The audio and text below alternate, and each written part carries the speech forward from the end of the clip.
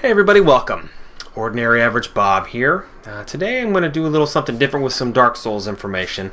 A lot of times people have questions about when they're leveling up their character, where do they put their points into, which stats should they be buffing up. And these things all depend on what kind of character you want to have. So in this video I'm going to address that screen and what you should be doing when you sit down at a bonfire. So without further ado, let's get to it. Alright, here we are at the bonfire above our friend Andre the Blacksmith. My next video I think I'm going to go down there and say hi to him and we'll go over what he can do. But for now, let's cover some things that you can go over with at the bonfire. We'll go ahead and we'll rest. Before we do, actually, take a look up at the top left corner there. You've got that red bar that represents your hit points and the green bar represents your stamina. It's something you need to know when we have a discussion about this stuff. So we'll go down to level up here, and here are all your stats that you're going to be boosting up. So what do you want to boost up? Well, it all depends on what type of character you're going to have. Now, everybody, I think there are really three general stats that everybody benefits from buffing up. Okay, the first of which is vitality. Obviously, that's going to make your life bar bigger. It's going to give you better hit points. You'll be able to survive, falling greater distances. You'll be able to survive some of the traps that might kill you, in one shot. Maybe you just squeak by with a little bit of life and then you can heal up afterwards. And you'll obviously be able to take more hits from enemies, more, when they deal their crushing blows instead of killing you, you might survive. So always upping your vitality, or maybe not always upping it, but upping your vitality is a good thing in my book. Endurance is another one that's very important. Endurance allows that that increases your green bar on the bottom, and I'm sure you've noticed by playing that as you take swings or as you run or as you block, that endurance goes down. A little chunk of endurance goes every time you do one of those things. So buffing up your endurance is going to give you more time to run, allow you to take more swings. It's going to allow you to block for longer against big groups of enemies. One other thing that endurance does is it raises your equipment load, which I don't think... Yeah, we can see that on the screen. That's in the middle column there, right below HP and stamina. Right now mine's at 55, but that can be raised as my endurance raises, and that allows you to carry more items, wear heavier armor, use heavier weapons without being overburdened, because once you become overburdened, then your guy slows down and you have to you have to drop stuff. You got to start making sacrifices. So buffing up your endurance is a good thing. And finally, the final thing that endurance does is it increases your resistance to bleeding. You're going to get bleed against enemies that use sharp swords against you, katanas and blades like ninja blade type weapons, those kinds of things. If you start bleeding, I think what happens is you will continue to lose hit points slowly over time because you're bleeding out.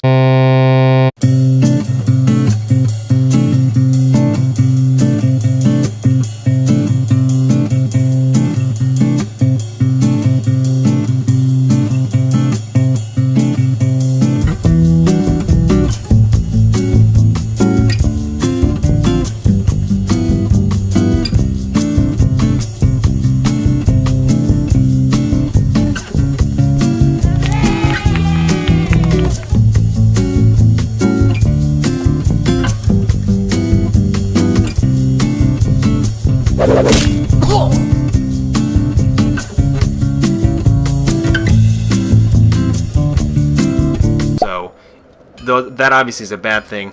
I haven't seen the bleed affect me too much personally when I'm playing Dark Souls, but I have seen it, and there are things that you can use. I think it's one of the moss clumps, the bleeding red moss clump, I think.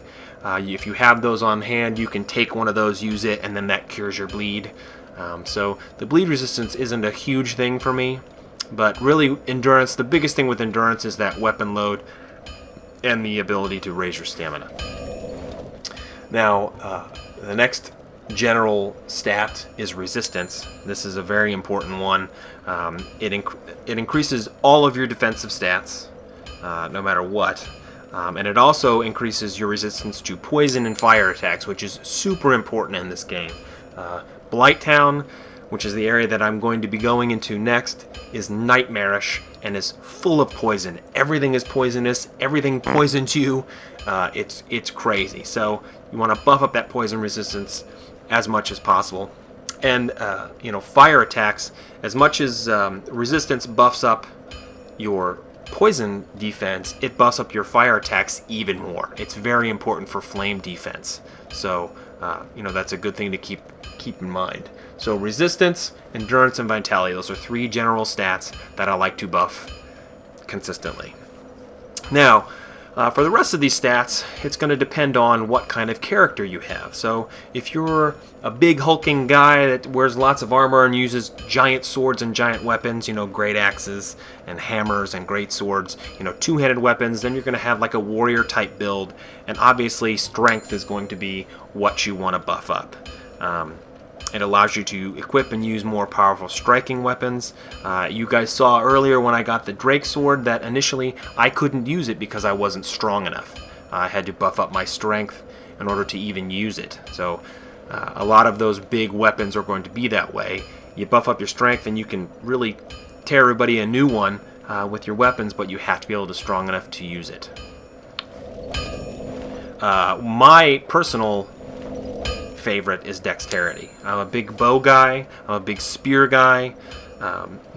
Daggers also benefit from dexterity, and it really, a lot of those weapons like that have buffs, especially for dexterity. So those kinds of weapons, you're gonna benefit from if you keep putting points into dexterity.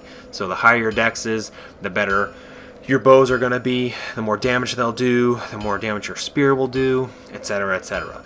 There are some slashing weapons that benefit from dexterity.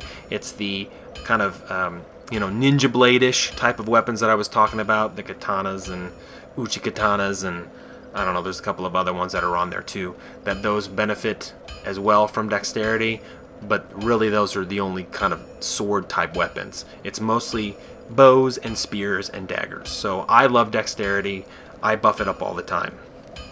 Now the other 3 stats that we haven't talked about yet are for magic users. So the biggest, well, not the biggest one, but an important one is attunement. Now attunement is going to allow you to equip your spells. So the higher your attunement is, the more attunement slots that you're going to get. And you can see over here on the right, underneath all my, bleed and poison and curse resistance, I have 1 attunement slot already. So I could equip, if I had a spell, I could equip it there. And those, you can acquire more slots as you level up your attunement.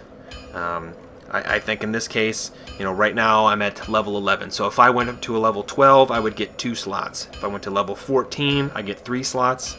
Level 16 is 4 slots. Level 19 is 5 slots.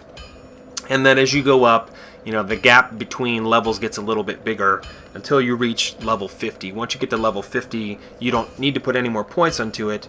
You'll have 10 slots, attunements for spells. And you can also have a maximum of 12 slots. There are a couple of rings in the game that you can get later on that give you a free slot. So, you can use one of those if you want. That's a lot of slots, but again, if you're a heavy magic user, attunement is key.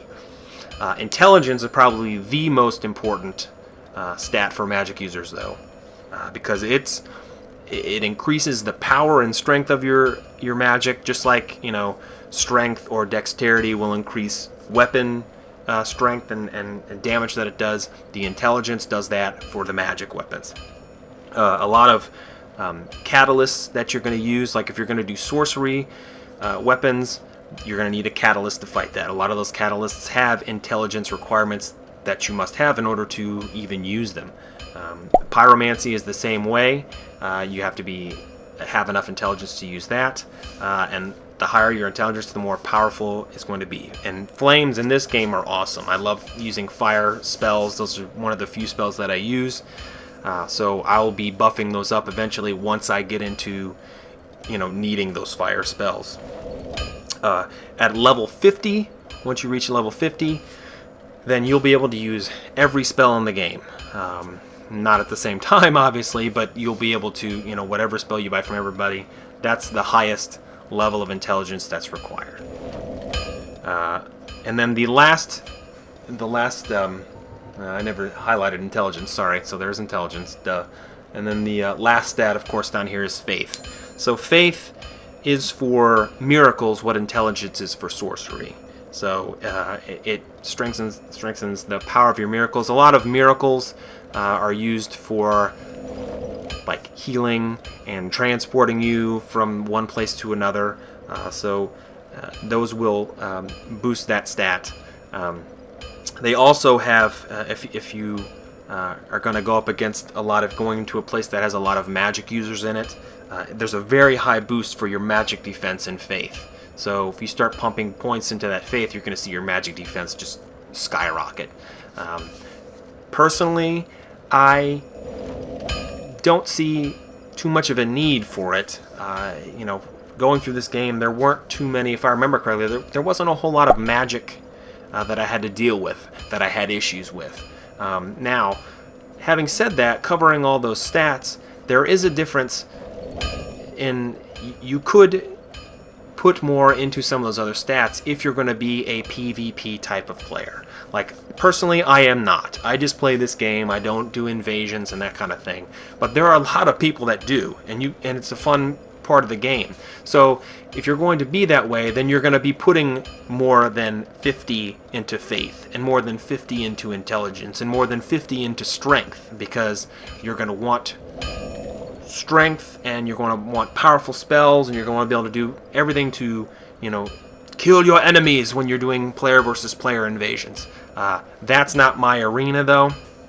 So what I've covered here really is just for people that want to come play Dark Souls and enjoy the story mode of it, the first-person campaign, and not really worry about doing any multiplayer invasions.